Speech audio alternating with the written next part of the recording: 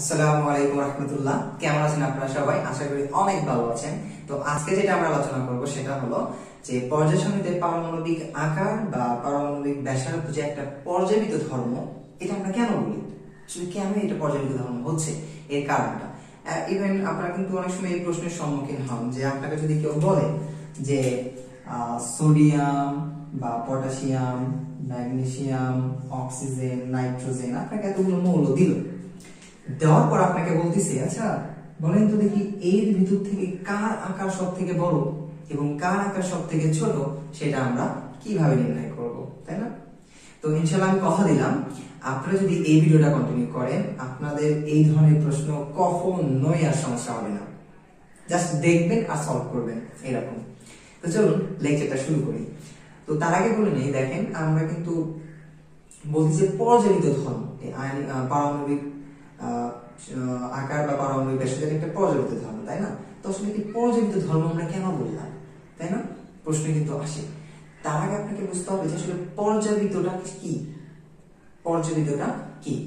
তো আমি যদি পর্যায়বৃত্তের উদাহরণ দিতে চাই তার আগে আপনাকে দেখুন, পদার্থে কিন্তু আপনার পড়ে আসছেন পদার্থ বিজ্ঞানে, সেটা হলো কি যে ঘড়ির কাঁটা একটা পর্যায়বৃত্ত গতি, তারপরে যে দোলনা, যে সরলদোলক বলি, এটা একটা পর্যায়বৃত্ত গতি। তো এটাকে আমরা কেন পর্যায়বৃত্ত গতি বলতেছি এটা একটু লক্ষ্য করার চেষ্টা করি।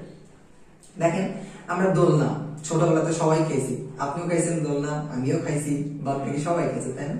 তো দোলনা খেতে কিন্তু মজা আছে। এই দোলনাকে আমরা কি বলি? পর্যায়বৃত্ত গতি বলি। তো এই দোলনাকে পর্যায়বৃত্ত গতি কেন বলি?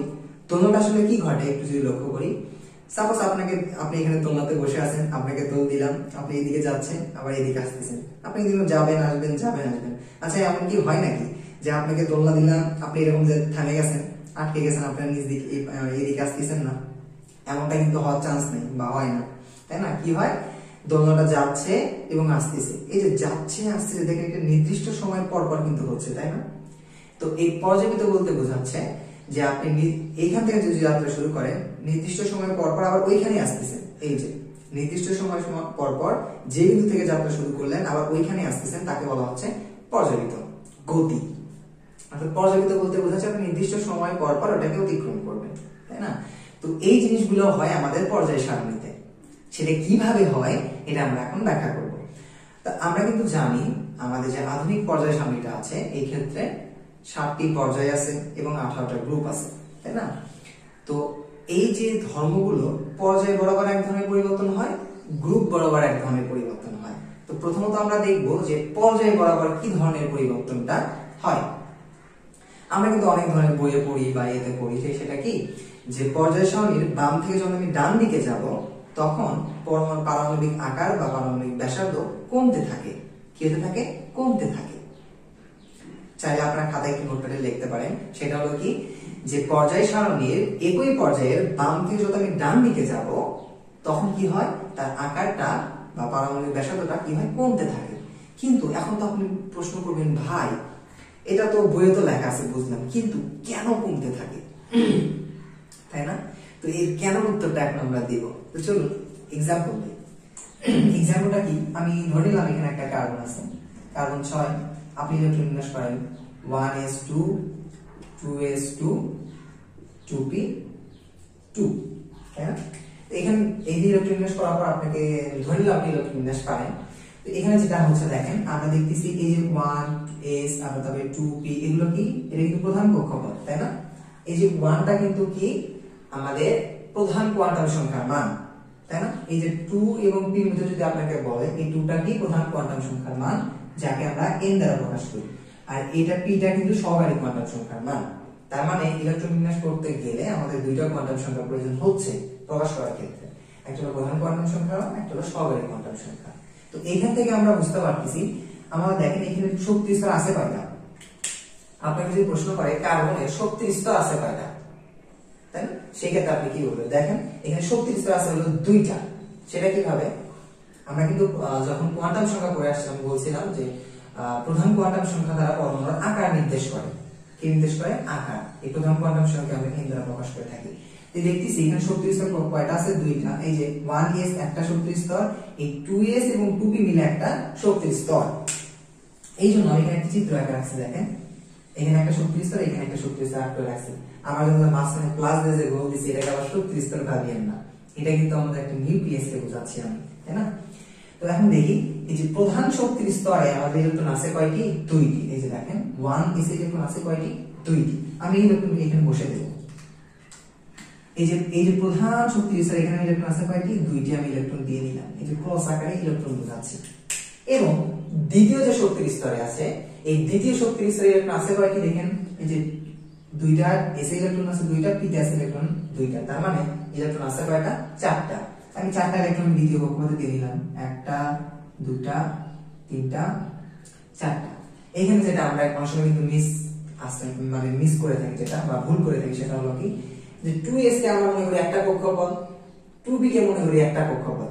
না, কক্ষপথ হলো কি এই যে দেখেন টোটালটা মিলে একটা কক্ষপথ, 2s এবং 2b। ক্লিয়ার? তো এখন যেটা হলো কি আমরা এটা বুঝলাম, ভালো কথা, এবং বললাম যে এই কারণের পর্যায়ের কথা বলেন তো। আমরা কিন্তু জানি পর্যায় কিভাবে নির্ণয় করতে হয়। কোন মৌলিক ইলেকট্রন বিন্যাস করার পর তার সর্বশেষ প্রধান কোয়ান্টাম সংখ্যা তার পর্যায় নির্দেশ করে। সেই হিসেবে এই কারণের পর্যায় কত? 2, কারণ সর্বশেষ প্রধান কোয়ান্টাম সংখ্যা 2। আমি আরেকটা एग्जांपल দেই। সাপোজ এখানে দেখেন নাইট্রোজেন দিলাম, আপনি ইলেকট্রন বিন্যাস করেন 1s2 2s2 2p3। আমি এখানে এগুলো বসে দেব। আমি দেখতেছি কি এই যে প্রধান শক্তির স্তর 1s ইলেকট্রন আছে কয়টা? দুইটা। আমি প্রধান শক্তির স্তরে দুইটা ইলেকট্রন দিয়ে নিলাম। তারপর দ্বিতীয় যে শক্তির স্তর আছে, শক্তির স্তরে ইলেকট্রন আছে কয়টা? এই যে দুইটা, আর এখানে তিনটা, পাঁচটা। আমি পাঁচটা ইলেকট্রন দিয়ে দিই, একটা দুইটা তিনটা চারটা পাঁচ। আপনি আমার জন্য ভাবিয়েন না যে ইলেকট্রন দেখতে হয়তো বা এই গুণ বা ক্রসের মতো, সেই জন্য ভাই গুণ দিচ্ছেন, ব্যাপারটা এরকম না, আপনাদের বোঝানোর ক্ষেত্রে দিচ্ছি। আপনারা যেটা ইচ্ছে সেটা দিন। তারপর আমি যদি আরেকটা উদাহরণ দিই, অক্সিজেন। অক্সিজেন কত? 8। 1s2 2s2 2p কত? 4। এটা কিন্তু আমরা জানি। তো এখানে যেটা হয় আমরা এখানে একটু দেখি, এই যে প্রধান শক্তির স্তরে ইলেকট্রন আছে কয়টা? দুইটা, একটা দুইটা। দ্বিতীয় শক্তির স্তরে ইলেকট্রন আছে কয়টা? দুইটা আর চারটা, ছয়টা। একটা দুইটা তিনটা চারটা পাঁচটা ছয়টা দিলাম। এখন আমি বলতেছি কার্বন নাইট্রোজেন এবং অক্সিজেন একই পর্যায়ের মৌল। এখন আপনি বলবেন একই পর্যায়ের মৌল মানে আমি কেন বিশ্বাস করবো এটা, তাই না? যে বিশ্বাস করার যথেষ্ট কারণ, সেটা হলো কি দেখেন পর্যায় কি বললাম? সর্বশেষ প্রধান কোয়ান্টাম সংখ্যা তার পর্যায়। এই দেখেন সর্বশেষ প্রধান কোয়ান্টাম সংখ্যা কত? 2। এর কত? 2। এর কত? 2। তার মানে এই কার্বন নাইট্রোজেন অক্সিজেন এর পর্যায় কত? এই তিনটারই পর্যায় কত? 2। এটা কিন্তু আমরা জানি। তো আমি যদি পর্যায় সারণীতে এদের অবস্থানটা একটু দেখার চেষ্টা করি, এরা কিভাবে থাকে? এরা কিন্তু এইভাবে থাকে। প্রথম থাকে কে? নাইট্রোজেন, তারপরে অক্সিজেন, তারপর আছে কি এখানে আছে কার্বন। এরকম কিন্তু থাকে, কার্বন নাইট্রোজেন তারপর আছে অক্সিজেন, এরকম কিন্তু থাকে। তো আমি বললাম এই যে দেখেন বাম ডানে হিসাব করেন তো, এটা আছে দেখেন হাত ধুয়ে দিলাম, এই পাশে হলো বাম, এই পাশে ডান। আমরা বললাম পর্যায় বাম থেকে যত ডান দিকে যাব তখন আকারটা তত কি হবে? কমতে থাকবে। কিন্তু কেন কমতে থাকে এর ব্যাখ্যাটা একটু দেখি কিভাবে হয়। তো আমরা যদি দেখি অক্সিজেনের আমাদের যে কার্বনের ক্ষেত্রে দেখেন আমরা যখন পর্যায় বাম থেকে ডান দিকে যাচ্ছি তখন কিন্তু তাদের স্তর সংখ্যা বাড়ে না। কি স্তর সংখ্যা বা প্রধান কোয়ান্টাম সংখ্যার মান কিন্তু বাড়ে না, কিন্তু কি বাড়ে? বাড়ে হলো তার প্রোটন এবং ইলেকট্রনের সংখ্যা। আর এর কারণটা কিন্তু একটাই, যে স্তর সংখ্যা বাড়ে না কিন্তু বাড়ে কি?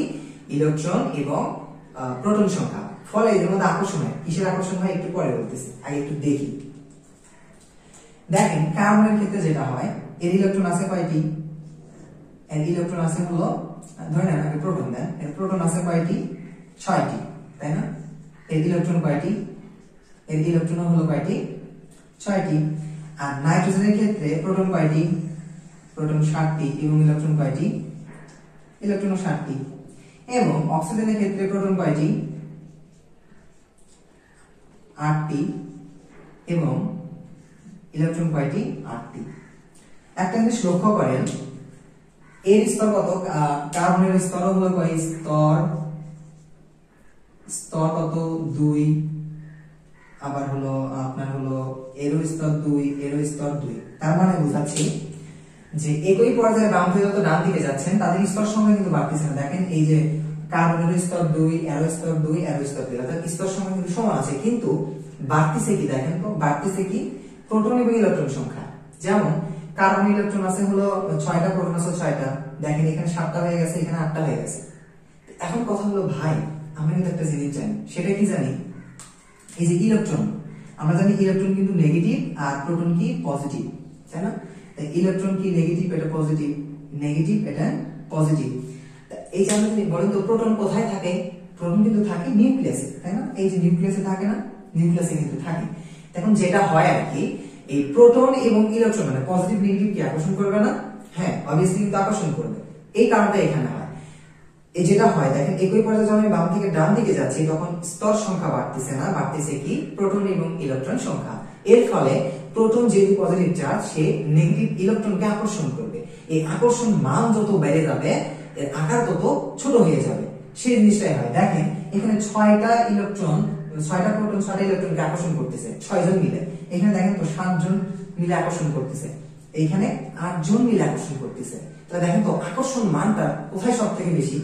আকর্ষণ মানটা কিন্তু এই যে অক্সিজেনের সব থেকে বেশি, সব থেকে বেশি। এই তিনটার ভিতর থেকে কি লিখি? বেশি, তাই না? বেশি। এই আকর্ষণ মানটা বেশি হওয়ার কারণে এর আকারটা হয়ে যায় সব থেকে ছোট। এই জন্য আমরা বলে থাকি পর্যায় সারণী যত বাম থেকে আমি ডান দিকে যাব তখন স্তর সংখ্যা বাড়ে না, কিন্তু বাড়ে কি প্রোটন এবং ইলেকট্রন সংখ্যা। ফলে প্রোটন এবং ইলেকট্রনের মাঝে একজন আকর্ষণ কাজ করে, এই আকর্ষণ যত বাড়তে থাকে তাদের আকার তত ছোট হতে থাকে। তাই এই জন্য আমরা বলতে পারি কার্বন অক্সিজেন এবং কার্বন নাইট্রোজেন এবং অক্সিজেন এইখান থেকে পর্যায় সারণী বামে সর্ববামে আছে কি কার্বন, সেই ক্ষেত্রে এর আকার হবে একটু কত, দেখেন আকার হবে একটু বড়, তারপরে অক্সিজেন। ক্লিয়ার? এইভাবে কিন্তু আপনি যে কোনোটা ব্যাখ্যা করতে পারেন। আশা করি বুঝতে পারছেন। এখন আমরা আলোচনা করব যে গ্রুপ বরাবর কি পরিবর্তন হয়। গ্রুপটা একেবারে খুবই সোজা, আমি বলবো খুবই সোজা। তো এখন আমরা দেখব যে একই গ্রুপের উপর থেকে নিচ দিকে গেলে কি হয়। দেখেন আপনি যদি ওইটা বুঝে থাকেন, এটা খুব সহজ। সেটা কি হয় দেখেন, একই গ্রুপের উপর থেকে যত আপনি নিচ দিকে যাবেন এর আকার তত কি হবে, বিশাল বড় হতে থাকবে। আমি আবারও বলতেছি, পর্যায় সারণীতে একই গ্রুপের উপর থেকে যত নিচ দিকে আসবেন এর আকার তত কি হবে, বড় হতে থাকবে। কেন বড় হতে থাকবে একটু ব্যাখ্যা করি। দেখেন আমি একটা এক্সাম্পল দিই, ওটা কারণটা আপনাকে বলেই দিই, অত কথা না বাড়াই। সেটা হলো কি দেখেন, একই গ্রুপে যত আপনি উপর থেকে যখন নিচ দিকে যাবেন তখন ইলেকট্রন সংখ্যা বাড়ার সঙ্গে সঙ্গে নতুন স্তর সংখ্যাও বাড়বে। এই স্তর সংখ্যা বাড়ার সঙ্গে সঙ্গে তাদের আকারটা কি হবে, বিশাল বড় হয়ে যাবে। আমি আবার বলতেছি যে উপর থেকে নিচ দিকে আসার সঙ্গে সঙ্গে এদের ইলেকট্রন সংখ্যা বাড়বে এবং প্রোটন সংখ্যা বাড়বে, দেন এদের স্তর সংখ্যাও বাড়বে। স্তর সংখ্যা বাড়ার সঙ্গে সঙ্গে আকারটাও কি হয়ে যাবে, বিশাল হয়ে যাবে। আমি যদি একটা एग्जांपल দেই, সাপোজ ধরুন লিথিয়াম, ধরুন এখানে লিথিয়াম এই ইলেকট্রন বিন্যাস করেন 1s2 2s1, তাই না? তো দেখেন আমরা জানি এখানে প্রধান যে শক্তির স্তর, এখানে যে ক্লাসে কয়টা, দুইটা, আমি এখানে দুইটা ইলেকট্রন দিলাম, তারপরে দ্বিতীয় শক্তির স্তর আছে একটা ইলেকট্রন দিলাম, তারপর আমি লিখলাম sodium 11 1s2 2s2 2p6 3s1, তাই না? তারপরে লিখেছি প্রধান শক্তির স্তর ক্লাসে দুইটা, আমি দুইটা ইলেকট্রন দিলাম। দ্বিতীয় শক্তির স্তর ক্লাসে কয়টা, এই যে দ্বিতীয় শক্তির স্তর 2s এবং 2p এর ক্লাসে 6 আর 2 8টা, আমি 8টা ইলেকট্রন দেই, একটা দুইটা তিনটা চারটা পাঁচটা ছয়টা সাতটা আটটা। তৃতীয় শক্তির স্তর ইলেকট্রন আছে কয়টা, একটা, আপনি একটা ইলেকট্রন দেন। তারপর আমি যদি একই গ্রুপের আরেকটা মনে লিখি, পটাশিয়াম কত 19, ইলেকট্রন বিন্যাস করেন 1s2 2s2 2p6 3s2 3p6। একটা মজার বিষয় দেখেন, পটাশিয়ামের ক্ষেত্রে কি হয়, থার্ডিতে কিন্তু ইলেকট্রন যায় না। আমি যদি এখানে দেখি থার্ডিতে কিন্তু ইলেকট্রন যায় না, ইলেকট্রন যায় কোথায়, 4s এ, তাই না? এই থার্ড এবং 4s এর ভিতর থেকে কিন্তু 4s এর শক্তির মানটা কম, n প্লাস এর মান কম, সেই হিসেবে আপন নীতি অনুযায়ী থার্ডিতে ইলেকট্রন না দিয়ে যায় কোথায়, 4s এ। তার মানে এখানে ইলেকট্রন কোথায় যাবে, 4s এ, 4s1, তাই না? দেখেন 18 আর 19টা ইলেকট্রন হয়ে গেল। সেই ক্ষেত্রে দেখেন প্রধান শক্তির স্তরে ইলেকট্রন আছে কয়টা, এই যে 1s এর দুইটা ইলেকট্রন আপনি দিয়ে নেন। দ্বিতীয় শক্তির স্তরে আছে কয়টা, এই যে 2s এবং 2p তে 2 আর 6 8টা, একটা, দুইটা, তিনটা, চারটা, পাঁচটা, ছয়টা, সাতটা, আটটা। তৃতীয় শক্তি স্তর আছে কয়টা? 3, 2 আর 6 8টা। একটা, দুইটা, তিনটা, চারটা, পাঁচটা, ছয়টা, সাতটা, আটটা। চতুর্থ শক্তি স্তর আছে কয়টা? দেখেন একটা, আমি এখানে একটা ইলেকট্রন দিলাম। একটা জিনিস দেখেন, এই ক্ষেত্রে কি হচ্ছে, একই পর্যায়ত আপনি, এটা কিন্তু সবগুলো গ্রুপ একের মতো, একই পর্যায়ত উপর থেকে নিচ দিকে যাচ্ছেন, তাদের কি হচ্ছে দেখেন, ইলেকট্রনও কিন্তু বাড়তেছে। এখানে 3টা ইলেকট্রন, এখানে ছিল 11টা ইলেকট্রন, এখানে ছিল 19টা ইলেকট্রন, এবং এদের প্রোটন সংখ্যা কিন্তু বাড়তেছে। সঙ্গে সঙ্গে এদের স্তর সংখ্যাও কিন্তু বাড়তেছে। যেমন লিথিয়াম স্তর সংখ্যা ছিল 1 2, আর সোডিয়াম স্তর সংখ্যা ছিল কয়টা? 1 2 3টা, এবং পটাশিয়াম স্তর সংখ্যা ছিল কয়টা? 4টা। তাই না? এদের স্তর সংখ্যা বাড়ার সঙ্গে সঙ্গে এদের আকারটা কি হচ্ছে? বড় হয়ে যাচ্ছে। কারণ আমরা জানি প্রধান কোয়ান্টাম সংখ্যা দ্বারা পরমাণুর আকার নির্দেশ করে, তাই না? এটা কিন্তু আমরা জানি। সেই হিসাবে এই তিনটার ভিতর থেকে আকারের ক্রমটা কি হবে? দেখেন সবথেকে বড় কে? সবথেকে বড় কিন্তু পটাশিয়াম। তাহলে সবথেকে বড় পটাশিয়াম, তারপরে ছোট কে? সোডিয়াম, সবথেকে ছোট কে হলো লিথিয়াম। লিথিয়াম। আশা করি আপনারা বুঝতে পারছেন। আর হ্যাঁ, আমাদের এই ক্লাসটা যদি আপনাদের ভালো লেগে থাকে অবশ্যই একটা লাইক দিবেন, এবং আপনার যে কোনো ধরনের প্রশ্ন থাকলে সেটা কমেন্ট বক্সে জানাবেন। আমরা চেষ্টা করব আপনার প্রশ্নের উত্তর দেওয়ার জন্য। আপনার প্রশ্নের অপেক্ষায় রইলাম। দেখা হবে নেক্সট ক্লাসে। আসসালামু আলাইকুম।